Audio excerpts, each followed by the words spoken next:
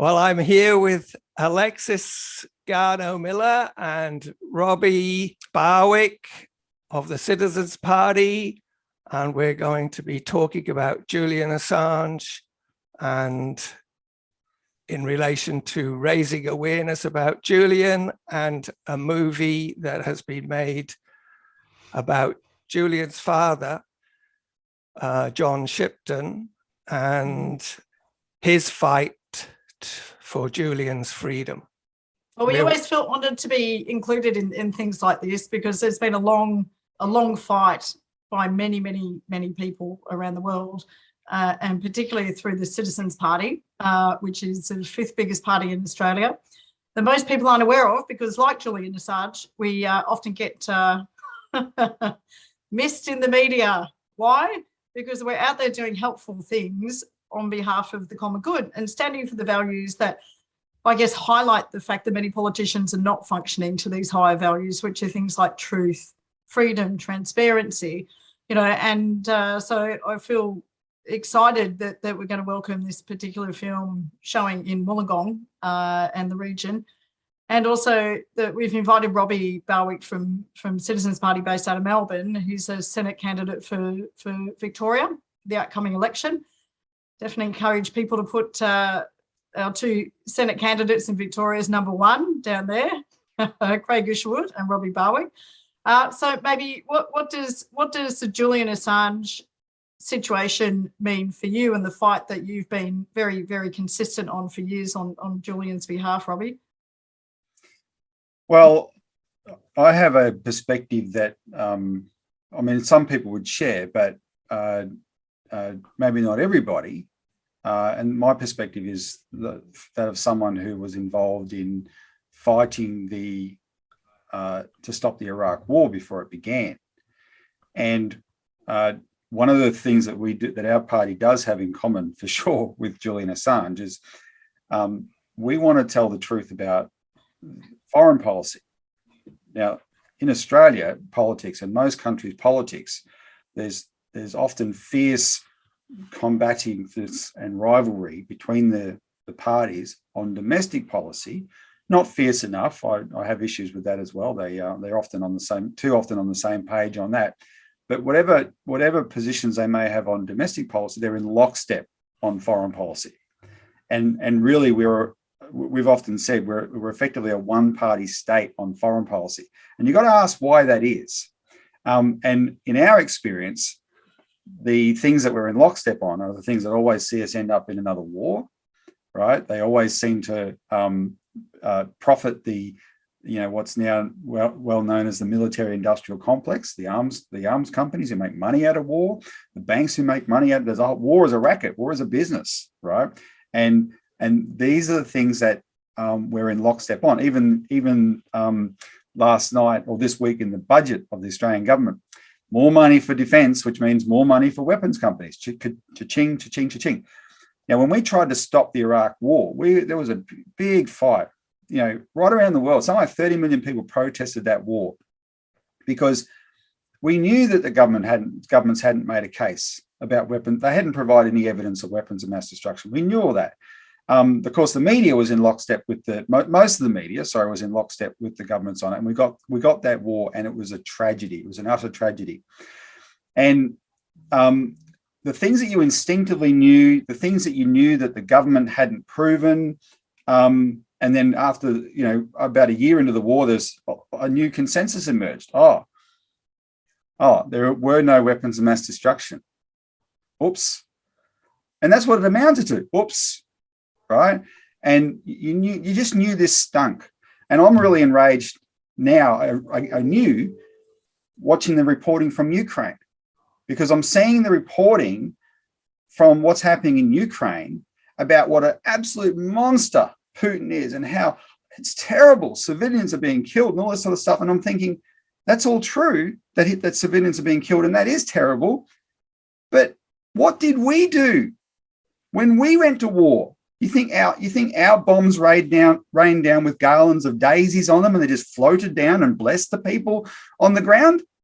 No, we committed mass murder. So you knew that, but the system was telling you to shut up, don't, ignore those consequences, park your morality, pretend the people who've made these decisions are decent human beings, etc. And then Julian Assange came along and WikiLeaks, and thanks to the skill with technology and whatnot, and pulled back the curtain and confirmed what we'd all suspected. And in doing so, he didn't expose, the casual indiscretions of otherwise decent politicians. That's not that's not the level he operated. He revealed the big truths. And what he revealed is that when it comes to these issues, we are morally bankrupt. We have no credibility. We have no moral standing. We were covering up lies. We were covering up actual war crimes. The footage of the collateral murder massacre with those helicopter gunships in Iraq. The thing to remember about those is when you watch it, the pilots are doing it with impunity. There's no expectation in their mind, we might get in trouble for this. And they did it with impunity because the brass covered it up. No justification for it, clear massacre of civilians, and even, how disgusting is the Reuters organization that it isn't leading the fight to free Assange because he exposed it was their journalists, right, that were massacred. Reuters is an arm of British intelligence. This is what Assange drew back the curtain on, and for that he has been unforgiven. Well, let's face it, yeah, absolutely. And look, any reasonable person with good conscience, who really was morally minded, couldn't not do something with that information if they were aware of it. Exactly. He just happened to have the courage to take a stand on behalf of billions of people. We're not talking millions, we're talking on behalf of the entire planet. So a man who took a stand for what was morally correct and morally right has been absolutely persecuted by these politicians and bureaucrats around the world in a very unreasonable way. The same, of course, applies to Chelsea Manning. She's the one who actually discovered the material. Assange was the publisher, but he knew that this was a big deal. It was a very courageous act what WikiLeaks did. Chelsea Manning has served her time for it. She shouldn't have served time either, but she did. Assange is the publisher, and that's all he did was publish the truth. But how many times are we going to see it in our countries on our side of this great global divide when we lock up someone like Assange, and there's whistleblowers in Australia now like David McBride who've blown the whistle on our war crimes in Afghanistan. He's facing 50 years in jail for having done that, etc. We've got 2 ex-intelligence office officials in prison in Canberra in secret trials for what they've revealed about Australia, right? I mean, we are a country that pretends to be moral on the world stage, and we're absolutely not. And that's, Assange in a sense is like the man in the iron mask. So the man in the iron mask in the story was the guy that had to be kept away because his mere presence proved the basis of the French monarchy was illegitimate, right? And so had to be locked away and kept his face hidden behind a mask. That's what Assange is to the Western world. And we can't, it's up to us as moral Australian people to say, no, this is intolerable. We need to join the fight to demand his release. Yeah, it is intolerable. And I suppose many people feel a little bit powerless to understand how it is that they can help. And I know that the Citizens Party is very encouraging of direct action creates direct impact. So picking up the phone and actually calling the Prime Minister, picking up the phone and speaking to the Foreign Minister, to the Defence Minister, and demanding as an individual citizen what you want to happen with Julian Assange. And Alexis, I would say to viewers, especially the Labor Party now. So what's happened is over time, Julian has been locked up for so long. Even last year, I hope people notice this, Anthony Albanese acknowledged that it should no longer be the case. Well, we're now in a pre-election period. Anthony Albanese, if things go the way they're going, is on track to be our Prime Minister. And we need to understand our power as a people. Now, I want to just tell this story because I know how direct action can work. Our whole party's success, especially in recent years, is based on getting people to engage directly with politicians in great numbers, right? And it shifts them.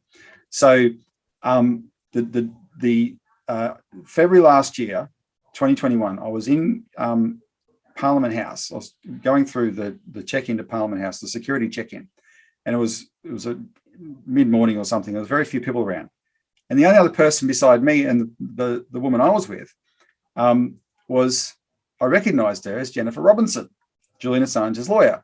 So as someone who's a supporter of the campaign for many years, and that's why I recognised her. I thought, well, got to introduce myself. So I introduced myself, and I had a question for her, which I was really intrigued about because it was February, Joe Biden had only just been inaugurated as president. And in the lame duck period between the US presidential election in November and his inauguration, apart from the January 6th event, the most interesting question was, will Trump pardon Assange? This was a live question. Will he do it? And I wanted to know what Jennifer Robinson thought. Did she think that there was a chance? And she said to me, there absolutely was a chance. And all it came down to was the advocacy or otherwise of the Australian government. She said, if the Australian government had have said to Trump, we want you to pardon this guy, let him go, Trump would have done it. And it both excited and shattered me in some respects, right? Because, there's a movement of parliamentarians in our parliament to free Assange. It's a growing movement, and that's great. But it was that close that if our government had just bothered to advocate on his behalf to Trump, he could have been released now. And so what was the gain for the Prime Minister not to do so? Well, this foreign policy establishment, Alexis, that's determined to keep us permanently at war. We call it the war party, right? They were bigger than Trump. It was much bigger than Trump. In fact, Trump wasn't the worst when it came to this. He wasn't the best either, but he certainly wasn't the worst. Trump had some inclinations sometimes to try and end wars. He used to talk about it at least quite a lot. But he was on his way out. And all that sucking up that Morrison had done to Trump while he was in power, he wasn't interested in doing that anymore because that president goes and be replaced by somebody else, but the war party remains in power. And that's what Australia is subservient to. We don't have foreign policy independence in this country. We are subservient to the United States and the United Kingdom, and Julian Assange proves it. Those are the two countries that are holding him prisoner. And if we had any respect at all, and any self-respect as a nation, and any care, our government had any care for the welfare of its citizens, they would be fiercely advocating on his behalf to let him out. And this is something that us, the people, need to take to heart because we need to demand they do. This was a great insight from Jennifer Robinson that could make a difference. Okay, let's make it make a difference, right? Let's make sure that the people on the conservative side who see this start to get more grassroots support so that they are more forceful in their advocacy for Julian. And let's make sure that the Labor side, who are probably going to be in government next, know that if they come to power, they must resolve this, and they must resolve this in short order, right? And they will only do it if the public demand it. But the public may not think about demanding it in the terms I've described because you may not think that there's any point to that. No, there is a point. That was the benefit of Jennifer Robinson's insight. There is a point. So make sure we demand it. Well, that's it, because holding on to Julian Assange in an unreasonable way is holding on to the past functioning of saying that lying to that extent is okay. And the Australian public are increasingly demanding that truth is the way. Truth, transparency, and to stop being such cowards about how we function as a society now and take a powerful stand for those values that people really do hold to heart, that we want to see our country built on. So the frustration that a lot of people feel, which then moves into feeling a bit powerless to do anything, it's time to snap out of that, on Julian Assange's personal behalf, but more for the principle of what this entire situation stands for on behalf of all Australians. I agree. Steve, how long has Julian been under arrest? Well, he's been arbitrarily detained since December 7, 2010. It's April the 11th was when he got arrested, taken out of the Ecuadorian embassy, Australia. August the 11th, 2019. Yeah, I think it's 2019. And he's been, but prior to that, he was almost in solitary confinement for a year at the Ecuadorian embassy. So he's had a really harsh time for, how many years that is? Is it nearly 4 years? Yeah, look, what's been heartwarming is that he's had a number of quality relationships, and he's got his children. So at least that is giving him a dimension to his humanity and his life, which might have kept him going, you know, with a sense of hope within himself over that time. Stephen, what would because you've been on this journey for so many years, campaigning on behalf of Julian and going to Sydney week after week after week to take a stand, to now helping promote his father's documentary film. Yeah. What would your message be for the Australian public? Well, I think the big thing is to switch off the mainstream media and start to question everything about what you believe, because a lot of people just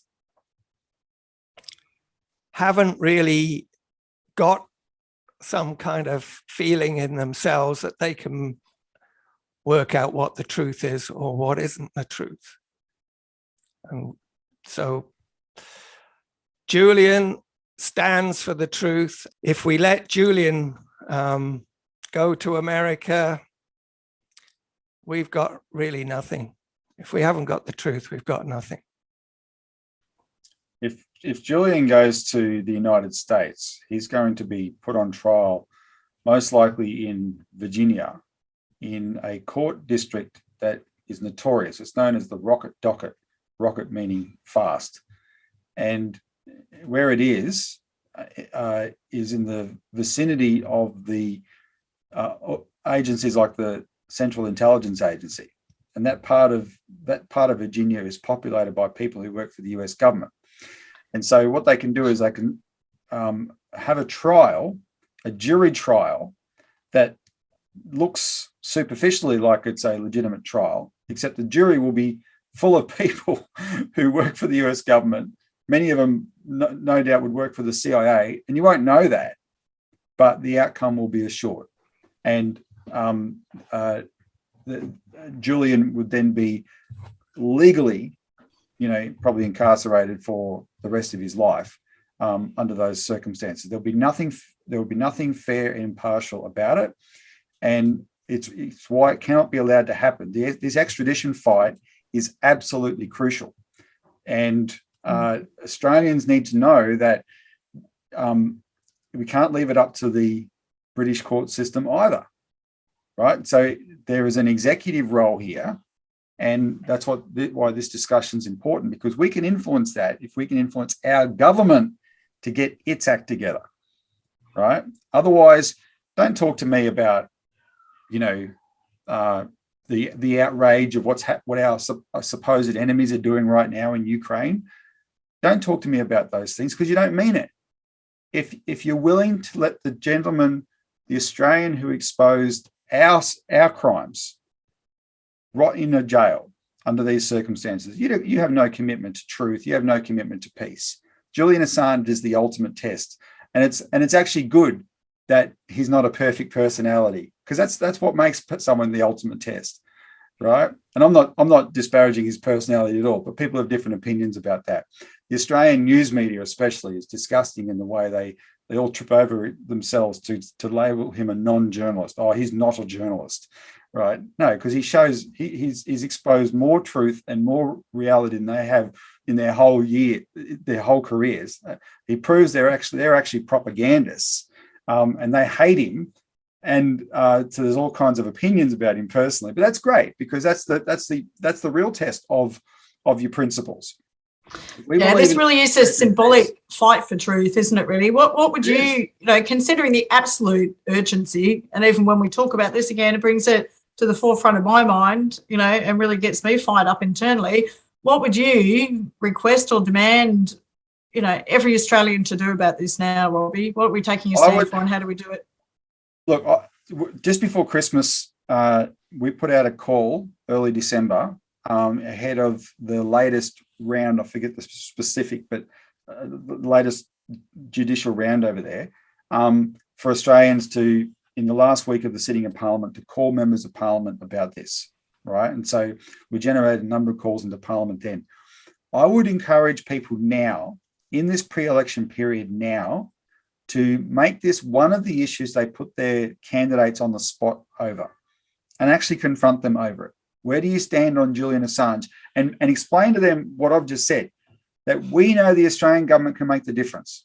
And so we want candidates to commit, if they're elected, to advocate for Julian Assange, right? And if they don't, then they'll tell, if they don't want to make that commitment, tell them you'll publicise that as well, right? Because this is a for us or against us kind of moment. No ambivalency here. Don't equivocate. Are you going to advocate for him or not? Given the coalition that's there, it's quite extraordinary. I mean, you've got George Christensen from the National Party, and you've got Andrew Wilkie, and a whole bunch of people in between. It's a broad coalition. There's no reason for people not to be part of that. We could actually make it a majority, especially if it's a Labor candidate. Really put the acid on them, right? Because this is going to be a test for Labor. They're so scared of being seen to be anti-American right now, because they don't want to be attacked as if they're going to be weak on national security. They get pathetic when it comes to that. The last Labor politician to stand up to the war party was Simon Crean in 2003. Labor in Australia did not support the Iraq war. And he's been vindicated, but he was overthrown partly for that. He didn't get to contest an election partly for that reason, right? And ever since, Labor has rolled over every time. Well, they're making the right noises now. There's a good Labor politician from Victoria here, Julian Hill, who's pretty vocal as part of the group. Like I said, Albo finally said the right thing. And that was quite significant, because can I remind people that Labor was in power when Assange got in trouble and first went public with WikiLeaks, but then incurred all the wrath he did. Labor was in power. Some of the worst things said about him was said by Julia Gillard. Right? So the shift that we've detected in Labor is quite important, but we don't want this to be symbolic. It's got to be backed up. So what you can do, this is the beauty of this election period. You can really put them on the spot, confront them over this, and demand they commit to advocating for Julian Assange. Because if you get a majority of that in Parliament in the next government, this may just happen, and happen pretty quickly. Yeah, brilliant. And I guess we want to encourage as many people to come see the movie, just to understand, if, for people that have got children, you can only imagine what, as a parent, you would go through witnessing the courage of your son take a stand for something on behalf of an entire nation and all good people on our entire planet. And he's trying to find a way to help people understand just the time really is now for all of us to take a stand on behalf of Julian before there is no recourse for him. Yep. Stephen, what would you want to say to wrap up? Well, thank you very much for coming along and being part of this Zoom meeting, Alexis and Robbie. I think that we just have to keep pushing forward with the human spirit that we have to push for the truth, and people will eventually realize that we have to stand up for what's true and just. Yeah, beautiful. I'd like to acknowledge your work, Stephen, for all these years on behalf of Julian and Julian's family, travelling every single week up to the steps of Sydney constantly recording, constantly encouraging people to think about it, because it's so easy for these things to drift out of people's consciousness, to drift out of their awareness. And yet we all know deep down that right now there is enough bullshittery in the world and we really need to be taking that very strong stand for truth. Anything you want to say to wrap up, Robbie? No, I just want to reiterate what you said. Thanks for your work, Stephen, keeping this alive. It's very important. Sometimes you do have to take up a single issue. I mean, the Citizens Party is a political party. We aren't a single issue party. We're often stretched. We've paid as much attention to this as we can over the years, but there are times we're prepared to really focus on it if you can get a change. And I think we're in a period where we can get a change. But it has required people like yourself, Stephen, to keep flying the flag and reminding Australians of this inconvenient truth named Julian Assange, right? And so thanks for doing that. And yeah, let's redouble our efforts, people. There's a window of opportunity here. Seize it. Yeah. God bless Julian Assange. Yeah. Free Julian Assange. Yeah. Okay, well, thank you so much. Thanks, Stephen. We'll You're welcome. leave it there.